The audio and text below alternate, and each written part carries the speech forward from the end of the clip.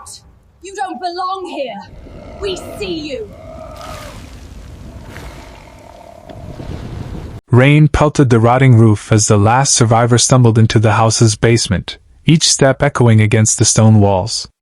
The shadows seemed alive, curling and twisting with intent, whispering promises and threats in voices that mimicked the dead. The air was heavy, damp, and impossibly cold, carrying the metallic tang of fear. The basement opened into a vast chamber, its center dominated by an ancient, blackened altar. Symbols smeared across the floor glowed faintly in the flicker of lightning. As the survivor approached, the shadows recoiled, then surged forward, forming vague, humanoid shapes. Faces from the past flickered in the darkness, screaming, pleading, frozen in eternal torment. A mirror on the wall reflected the survivor's face, but it was wrong. Hollow eyes stared back, and the skin appeared twisted, as if the house had already claimed them. Whispers clawed at their mind. You belong here. You always belong. Panic surged, but every door slammed shut, the house shifting around them like a living predator. Escape was impossible. The survivor tried to fight, swinging a broken chair at the shadows, but it passed through them like smoke. The house anticipated every move, twisting fears into physical attacks. The whispers became a chorus, mimicking lost loved ones, soft and cruel, promising safety that never came. The shadows wrapped around the body, cold and suffocating, pulling the survivor toward the altar. Desperation gave way to understanding. The house did not merely haunt, it consumed. Every fear, every heartbeat of terror, strengthened it. Every disappearance from the town, every vanished soul, had been an offering. The survivor realized, with bone-deep dread, that this was not a place to flee. It was a place to join forever. The final scream echoed, swallowed instantly by the house. When silence fell, the altar was empty, but faint shadows flickered in the corners, moving with subtle intent. Outside, the storm raged, but no trace of the survivor remained. The house sat quietly, still and patient, waiting. Another figure approached from the rain-soaked path, drawn by curiosity, defiance, or despair. The shadows behind the windows stirred. The whispers returned, soft and insistent. Come inside, there's no leaving. The cycle continued eternal. The survivor's eyes adjusted to the dim glow of the altar. That's when it became clear, this was no ordinary haunting. The shadows weren't just restless, they were sentient, feeding on fear, shaping themselves from the very essence of those who entered.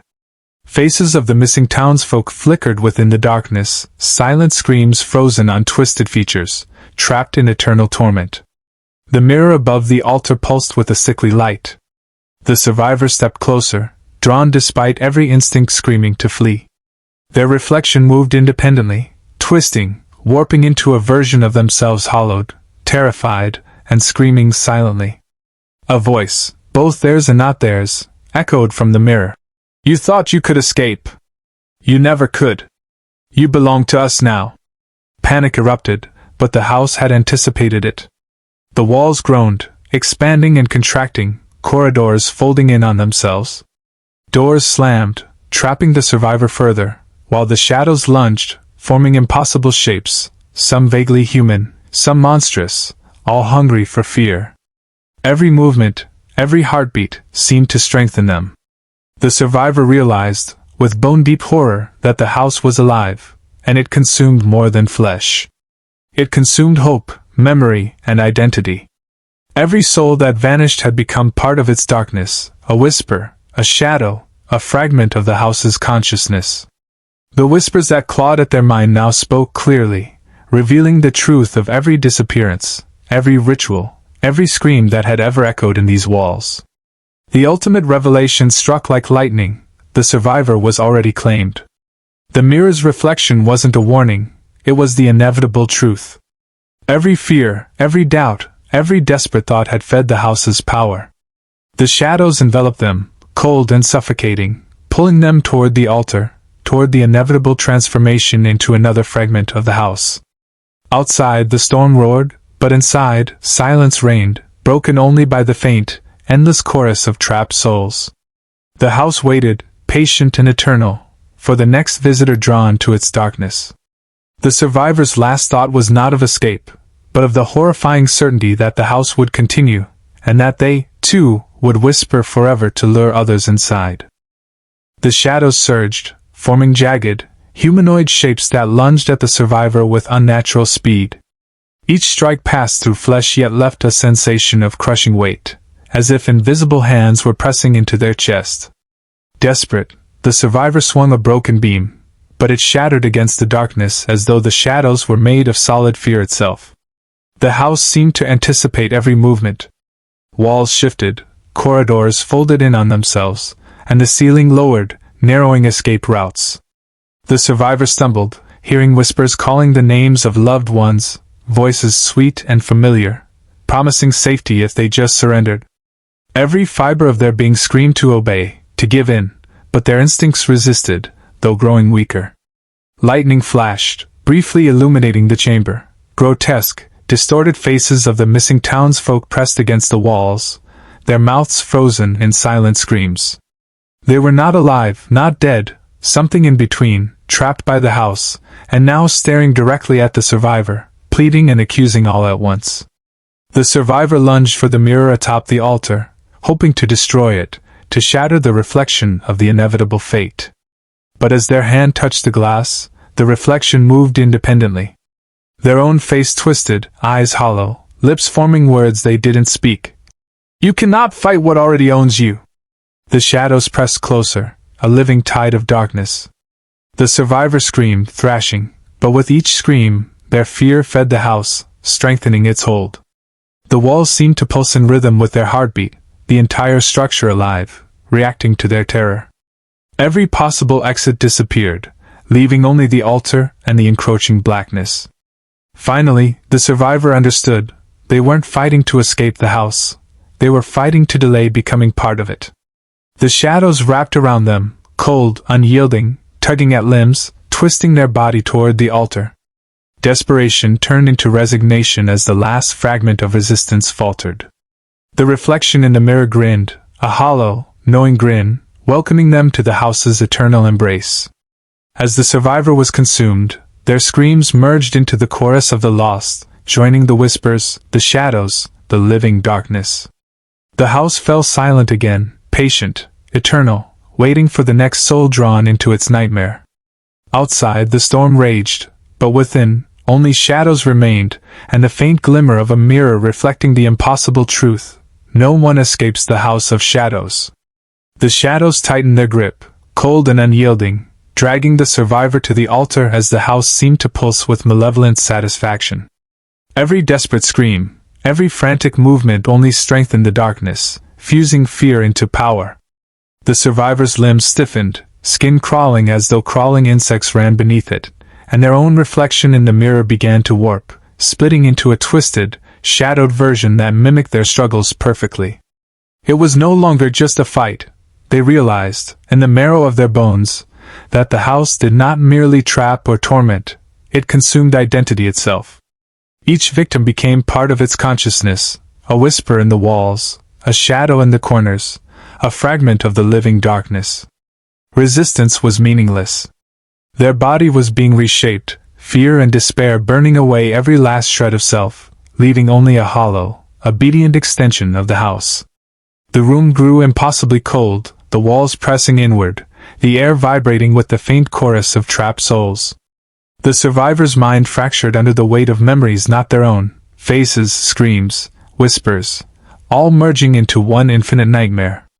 Panic became incomprehensible clarity. They would never leave. They would never be free. With a final, ragged breath, the survivor felt their consciousness unravel. Eyes wide in terror, they were pulled into the altar's shadows. When the echoes of their scream faded, the mirror reflected only another hollow figure, still standing, still waiting, trapped forever in the house of shadows. Outside, the storm raged as if indifferent to the horror within. No footprints remained on the muddy path. No signs of struggle. Only the house, silent yet alive, exhaled a darkness that seemed to linger in the air, calling to the next curious soul. The cycle continued, eternal, inescapable, irreversible. The ultimate consequence was clear. every confrontation with the house ends the same way. Those who enter are consumed by their deepest fears, becoming part of the darkness that will lure others in, their identities erased, their existence rewritten as whispers, shadows, and torment. The house's hunger is endless, it cannot be defeated, and the horror it contains is infinite. The final frame lingers on the empty threshold, the faint flicker of shadow moving behind cracked windows, and the faintest whisper riding the wind. No one escapes. The survivors' screams had long faded, replaced by a suffocating silence that hung like a shroud. The altar stood empty, yet the air vibrated with unseen movement. Shadows quivered behind walls and corners, each one a fragment of a soul already claimed. The house had won, yet it did not gloat, it merely waited, patient and eternal. Outside, the rain continued to lash the earth, but no footprints marked the path to the house. From the forest beyond, a faint figure approached, a stranger drawn by rumors, curiosity, or some unexplainable compulsion. The door creaked open as if expecting them, the threshold dark and inviting. Whispers began, soft and familiar, echoing inside their mind. "Come inside, you know you must." Lightning illuminated the windows briefly, revealing fleeting shapes pressed against the glass, faces distorted in terror, shadows twisting unnaturally, all staring outward. The figure hesitated, but the pull was irresistible. The cycle would begin again. Inside, the shadows had already sensed the newcomer.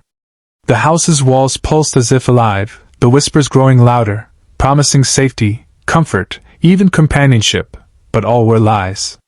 The chamber, the altar, the mirror, all waited to claim the next visitor. The house was infinite, and its hunger unending. The story closes with a shot of the empty path, the storm continuing as if nothing had happened. Yet subtle movements in the windows, a flicker of shadow behind the broken panes, hint at the house's enduring power. There is no resolution, no escape, only the inevitability of the house, the endless cycle of terror, and the certainty that every curiosity, every defiance, every brave or foolish step toward its threshold will end the same way. The final whisper rides the wind, chilling and patient. No one escapes, ever.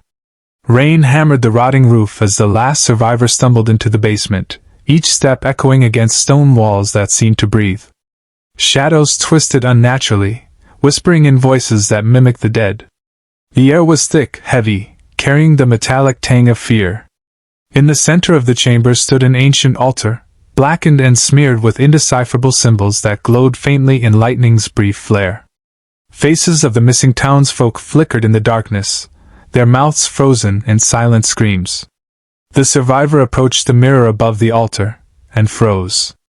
Their reflection moved independently, hollow eyes staring back, skin twisted, lips forming words they hadn't spoken. "You never belonged outside. You belong to us now." Panic surged as the shadows lunged, forming jagged, humanoid shapes. The survivor swung a broken beam, but it passed through the darkness as though it were smoke. The house shifted around them, corridors folded, walls closed in, ceilings lowered. Whispers called the names of lost loved ones, soft and cruel, offering safety in exchange for surrender. Every movement, every heartbeat only strengthened the darkness. The survivor realized the terrifying truth: the house consumed more than flesh, it devoured hope, identity, and soul. Every person who had vanished became part of it, trapped forever as shadows, whispers, fragments of its consciousness. Resistance was meaningless. The shadows pulled the survivor toward the altar, cold and suffocating, twisting their body, while their reflection grinned back, hollow and knowing. Desperation turned to resignation. The last scream echoed, swallowed by the darkness, merging into the chorus of the lost. Their mind unraveled, memories of faces, screams, and whispers blending into one infinite nightmare. Identity, hope, and will were erased, leaving only a hollow echo of fear. The house exhaled silently, patient and eternal. Outside, the storm raged, muddy paths left untouched. No footprints, no signs of struggle, only the house, standing quietly, waiting. From the forest beyond, another figure appeared, drawn by curiosity, defiance, or some unexplainable compulsion. The door creaked open as if expecting them. Whispers began again, soft, familiar, coaxing. "Come inside, you know you must." Lightning briefly revealed shadows pressed against the windows, faces distorted in terror, twisting unnaturally, all staring outward. The cycle would begin anew. The house's hunger was infinite. Every attempt at escape ended the same, every visitor consumed and transformed into part of its living darkness. The storm continued, indifferent to the terror within, while the faintest flicker of shadow behind the broken panes promised that the house of shadows would never relent. A whisper rode the wind, chilling and patient. "No one escapes, ever."